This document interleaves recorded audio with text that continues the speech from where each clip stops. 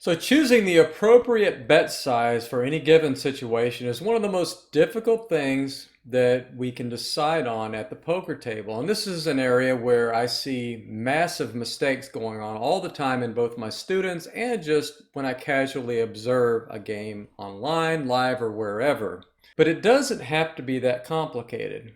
Really, theoretically, if we just look at a couple key things during a hand, the sizing we should have becomes a lot more clear. Now, what we have learned over the last few years is that you do want to have kind of a balanced strategy when it comes to bet sizing. You want to be able to show up with small bets with strong hands, large bets with strong hands, large bets with weak hands, small bets with weak hands, and then everything in between. So we need to be able to show up basically with any part of our range in any given situation with just about any bet sizing. But how do we accomplish such a thing? Well, without going into too much detail on the actual nuances of the bet sizings themselves, I will let you know exactly the best way to determine whether you should be betting large or should be betting small. And it really comes down to our opponent's ranges and how they relate to particular board textures.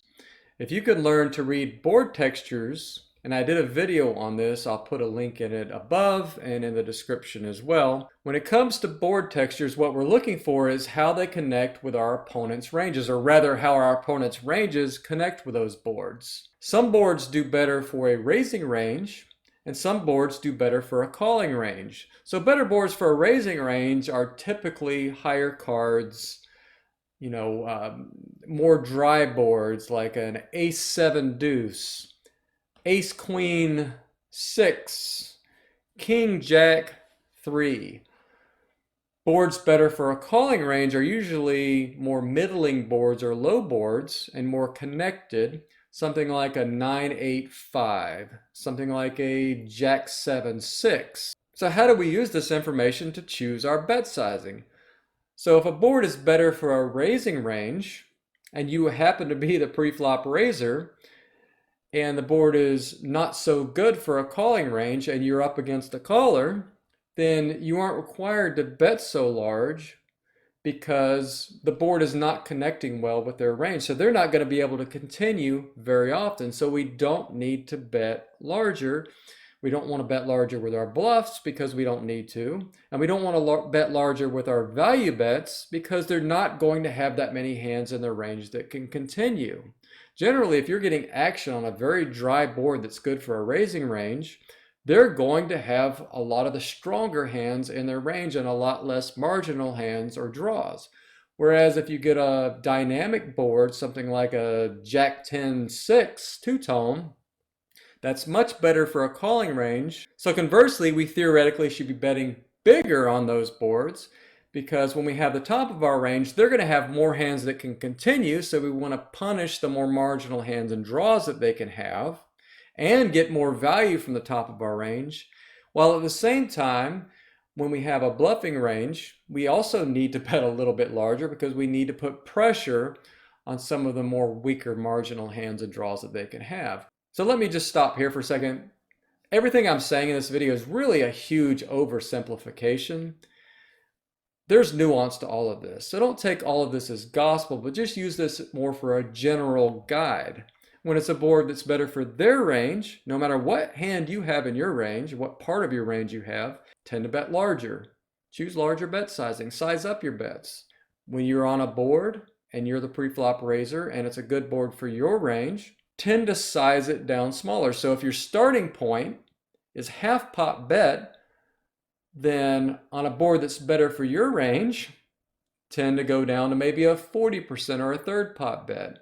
If your starting range is a half pot bet and it's a better board for their range, tend to size up to 2/3, 3/4, whatever.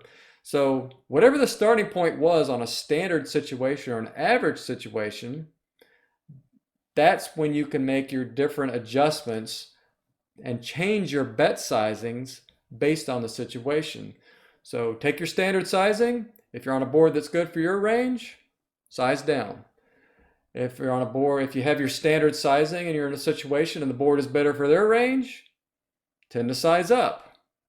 And that's really all you need to remember to get you started towards a better bet sizing strategy. Now, the specific bet sizings that you choose, I talk about in my courses on my website, automaticpoker.com, and I go into great detail on how to choose the appropriate bet sizing, what your standard sizings could be against a particular population, in fact, and then how to have a process for sizing up and sizing down those bets. So go to automaticpoker.com and check that out. It might be something you're interested in. So you'll notice I haven't really said anything about specific bet sizings in this video, and that's because particular bet sizings can vary wildly across different situations. So I'm not going to tell you, yeah, bet 3/4 pot when you have a top pair. I mean, I can't tell you that because the opponent, the read you have on your opponent, the board texture, game flow. I mean, there's so many things that factor into choosing that appropriate bet size that I'm not going to give you that.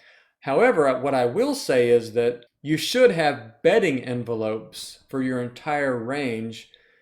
You should have a standard betting envelope, and then you have a good starting point from which to size up or size down your bets. And when I say a betting envelope is that when you have your range and you have different parts of your range segmented out, you have your strong post-flop hands, you have your medium strength post-flop hands, and you have your weak post-flop hands. And when I say hands, what I'm talking about is the parts of your range that are weak.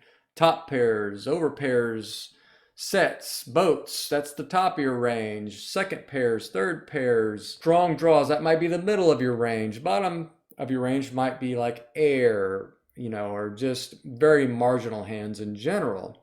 So you should be betting pretty much differently with those parts of your range. And the reason should be obvious to anybody that's forming a bet sizing strategy. Obviously, you want to get more money in the pot with the top of your range and get away with getting less into the pot with the bottom of your range. And by creating an envelope across different parts of your range on different board textures, we'll have overlap in those envelopes, so it'll be more difficult for our opponents to determine what our hand strength is. Remember when we said we should have big bets, medium bets, and small bets with every part of our range? Well, this is how we achieve this. It's by having overlap, but with the driving factor being the board texture and how our opponent's ranges connect with those various board textures. So if this sounds really complicated to a lot of you, I'm sorry. It just is a complicated concept. Really what I want you to get out of this video is just understanding that your bet sizings and the sizings, the general sizings of your bets across whatever envelopes you have chosen is really driven by the board texture and how your opponent's ranges connect to that board texture. Don't forget, check out my website, automaticpoker.com. I go into great detail and teach people all of this stuff about bet sizings and board textures and all that stuff and ranges and whatever you could ever come up with. So we can actually download a free strategy as well. Just sign up for my newsletter and I'll send you that as a free gift for signing up. And that's pretty much it. Everybody enjoy the rest of their day and thanks for watching.